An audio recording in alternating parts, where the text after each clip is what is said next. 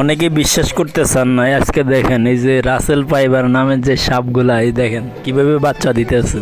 এটা চাঁদপুর কচুয়া থানাতে আপনার অবস্থিত একটি জঙ্গলের ভিতরে পাওয়া গেছে দুইটি সাপ। তাদেরকে একদিন রাখার পরে ওরা একদিনের ভিতরে প্রায় 50টির উপরে বাচ্চা দিয়েছে। দেখেন বাচ্চাগুলা, দেখেন মানে এক একটা বাচ্চা মানে জন্ম হওয়ার সাথে সাথে কত বড় বাচ্চাগুলা। আপনারা অনেকে বিশ্বাস করতে চান না, দেখেন বাস্তবে বাচ্চাগুলা এই যে খুবই ভয়ঙ্কর বিষধর সাপগুলো দেখতে মানে খুবই ভয়ঙ্কর। আর এগুলার বিষ মনে করেন মারাত্মক বিষ। এগুলা যারা একবার কামড় দেবে বাঁচার কোনো আশা নাই।